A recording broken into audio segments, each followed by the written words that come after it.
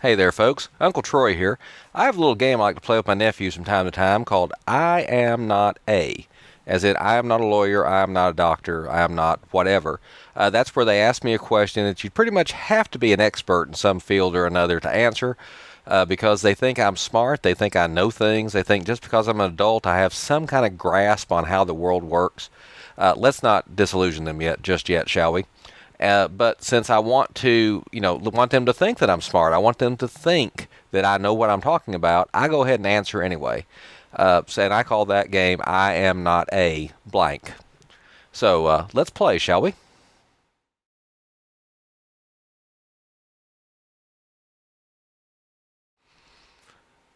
Okay, so the question today is what is copyright law? And that is confusing for my nephews and other young people because they grew up in a society that had reached the point where all you had to do was go clickety clickety to get something. I remember back when if you wanted something, you had to go to the store. You had to actually buy it. And if there did exist the technology to copy something, to make a copy, one-to-one copy, it was often slow, cumbersome, very expensive. If you wanted to copy, say, an old LP, music album, for example, you actually had to copy the music album by copying it, by playing it into, say, a cassette recorder. Very slow, very cumbersome, and the quality wasn't as good. But my nephews have grown up in a digital age where all you got to do is go click, click, and you have copied something. Perfect copies every time. And so copyright law has become more important, and at the same time, people have completely forgotten what copyright law is. Now, broadly speaking, copyright law is part of what you call intellectual property law. That includes patents, trademarks, and the like. And the entire purpose of intellectual property law is to encourage creativity, to encourage the creation of new works, new things added to the collective mind of the universe that makes the world a better place to live in. That's what intellectual property rights laws are supposed to do, and that's what copyright law is supposed to do. Now, they do this, they encourage creativity, they encourage making new things in the world by putting limits on what you can do with things that have already been created. Now, you might say, Uncle Troy, that sounds a tad contradictory. You're talking about how we're supposed to expand our minds by putting limits on what we can do.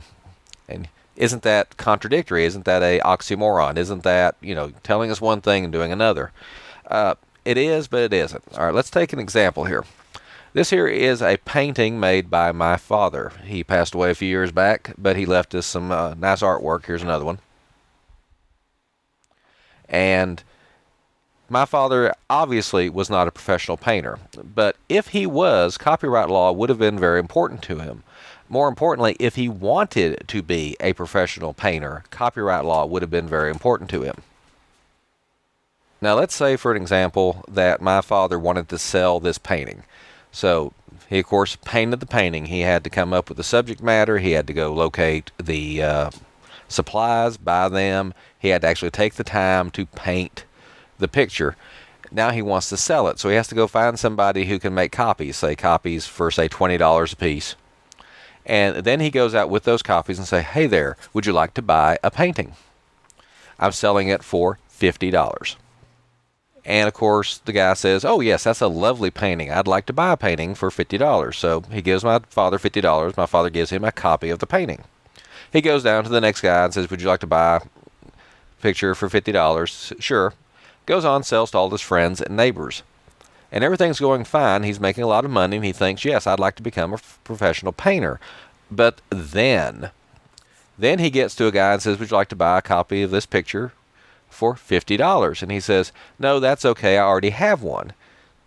Really? Did I sell this to you? Well, no, you didn't sell it to me, but one of your neighbors down the way there, he had a copy of the picture. I paid $20 to have some guy make a copy for me, so I already have a copy. I don't need to buy yours. So then my father goes on down the street a little further, asks, would you like to buy a copy of my picture? He says, well, that's okay. I downloaded it for free online. And of course, my father, not understanding download or free or online, asked about that. And it says, well, somebody just took a picture of your painting, and made it available for download online. So I don't need to buy your painting. I have a copy already. Now, if enough people make their own copies of the painting and enough people download it online for free, then my father will not be able to sell any copies of this painting. And you think, well, he's already sold a few. Didn't he make back enough money? Well, he may have made enough money to cover the cost of the canvas and the cost of the paints and maybe the time he spent, doing this. But if you're going to be an artist full time, you can't just make back cost. You have to make enough money to live on, to raise your family on, and have enough left over to for the raw materials and the time it takes to make the product. Because of copyright laws, the current copyright laws in the United States are that anytime you create a new work in a fixed medium, in other words, you put brush to paper and make a new painting, that automatically becomes copyrighted by the creator, the person who fixed it in its final form. And the final form thing is important because public speaking and plays and whatnot that are different every time you perform them, they don't have a final form. They're not a fixed medium. So, copyright laws are different for them. But in this case, this painting is obviously copyrighted by my father when he created it. And depending on where you live in the world, depending on at what year, what the copyright laws were, the item may or may not be automatically copyrighted. When my father created this, it was automatically copyright protected. So using civil lawsuits, my father could go to the people who had copied this without his permission, who had made it available for sale at a price or made it available for free and said, hey, I own the copyright to this. I decide who makes copies, who doesn't. Please don't sell this anymore. And they'd say, okay, we agree, or not. And then, the law would get involved, as we say around here. So how does putting limits on what you can do with this picture help creativity? How does it help create new works? Well, if my father knows that people can't make copies of this without his permission, then he is more likely to go on and create his next work of art. Blech. But if if everybody could just make all the copies of this they wanted, then he knew if he did this, he would never be able to sell it. And as such, he would not, want to waste the time, waste the money, waste the effort. He might as well go out and, get a job.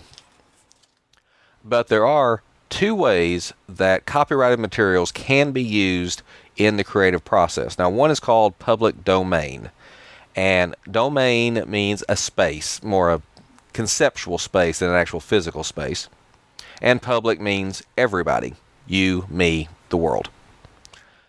An original work can enter the public domain, which means anyone is free to do anything they want with it in several ways. One, depending on the copyright laws in effect at the time the work was created, you may have to actually say, I'm claiming copyright on this work. And you might put on the work something like copyright 2012, whoever. Or you might register it with your local copyright office if you have one. But in some places, at some times, depending on the laws, failure to declare you've copyrighted the work means you're giving it to the public. Here, have it. George Romero's Night of the Living Dead, I believe it was, or Night of the Dead, I can't remember the exact title. During the editing process, the production company wanted different credits, so they changed the opening credit sequence and inadvertently got rid of the copyright notice at the bottom. And as such, suddenly that movie became public domain. An author can also make something public domain by saying, here, it's public domain. And also, copyright laws, most intellectual property laws in general, have a time limit.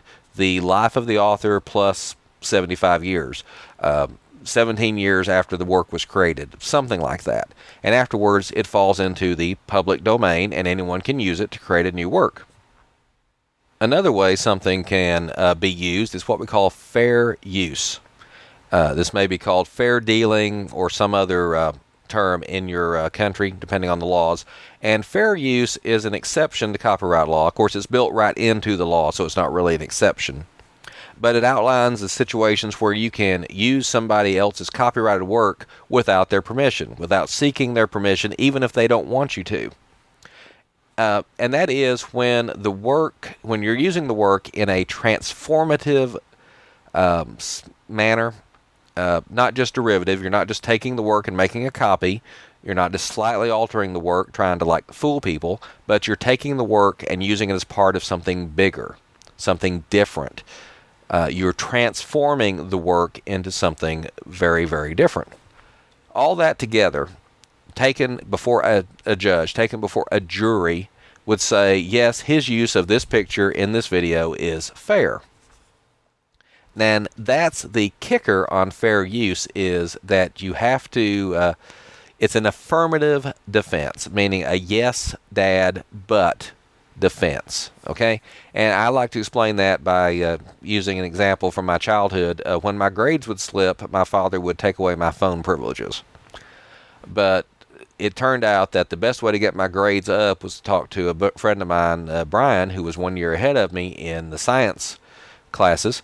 And so I call up Brian and say, hey, can you explain to me how atoms, form from neutrons, protons, and electrons? And he'd explain it. I get a better grade. I get my phone privileges restored. Now, if my father caught me talking on the phone to Brian about my homework, he'd say, no, you're grounded. You're not allowed to use the phone.